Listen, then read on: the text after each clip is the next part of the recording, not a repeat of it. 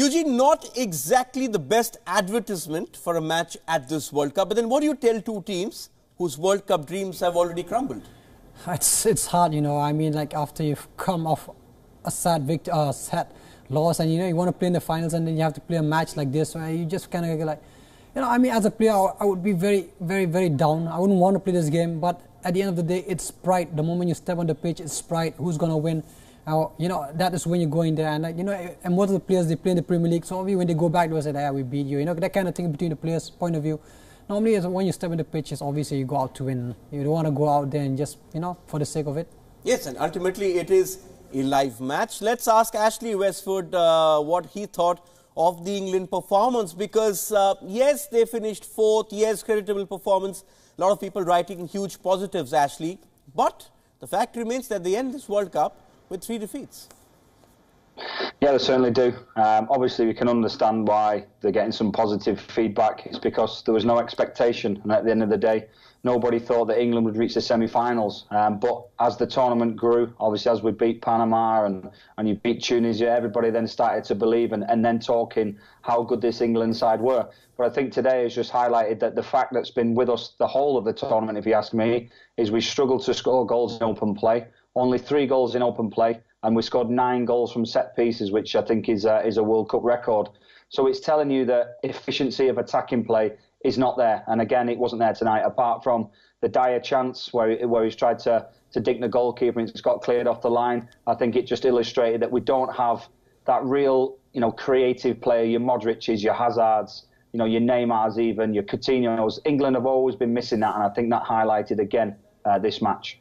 When England look back, Eugene, will they rue the fact that Harry Kane, their talisman who scored all those goals for them at the start of the tournament, didn't score in the last 3 games? And without him, you were looking at a creative outlet.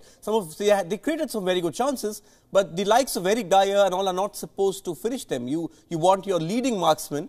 Harry Kane was the leading marksman. Raheem Sterling didn't get a goal in this World Cup. So those are worrying signs. I think if I look at the way Harry Kane's been playing, it does look like as if he's got some kind of injury or something, but he doesn't look like his natural self, And for that also, I mean, from a game point of view, they haven't been really, haven't got a creative support like normally other teams have.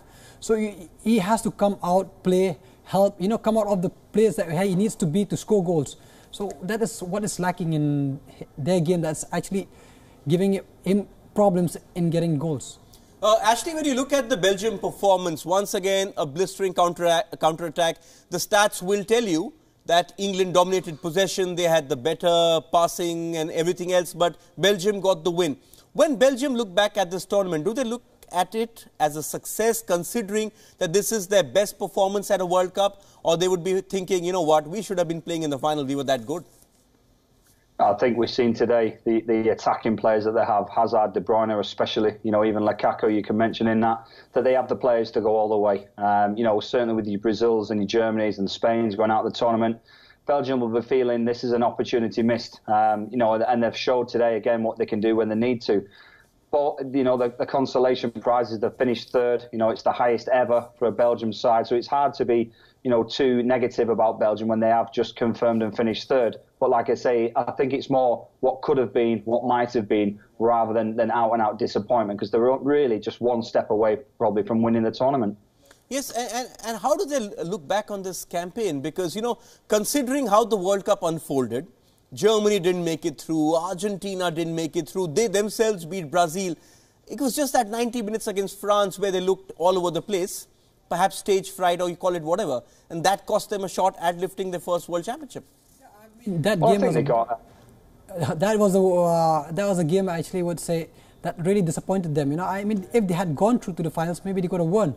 But looking back on what they haven't achieved, and they can look back and say, okay, we finished 3rd in this World Cup, so maybe in the Euros we can do better, and maybe in the coming World Cup we can do better. Yes, well, actually, time is running out for them, isn't it? The golden generation underachieved in 2014. 2016 European Championships also wasn't a very good one for them. When collectively they look back, and it's very similar to the golden generation of England, isn't it? When they look back, they have nothing to show for all that class and all that pedigree.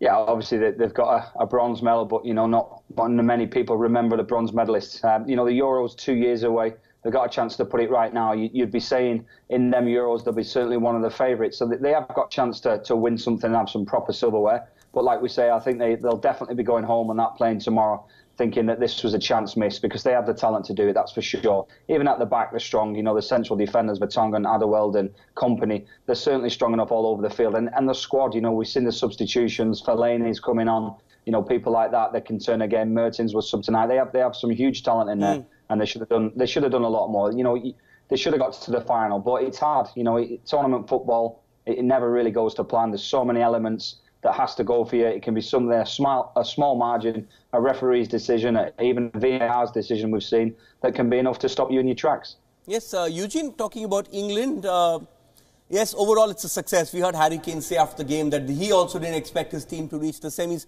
But what do England need to do now to take it to the next level? You can be happy coming fourth, but as Lothar Matthäus told us in November, he said that watch out for this English team. They won the Under-17 World Cup, the Under-20 World Cup, and going forward they will be a major threat. But barring one or two players, you don't see, as Ashley was saying, the Modric's of the world, the Neymars, the Coutinho's who can dominate matches, turn the match in an instant. I mean, by England, I mean, what they can take from this is their very young squad, and the third youngest squad actually, and it's the experience that they will, which you can't just get it like that, but it's the experience that they got from this World Cup and reaching the semis.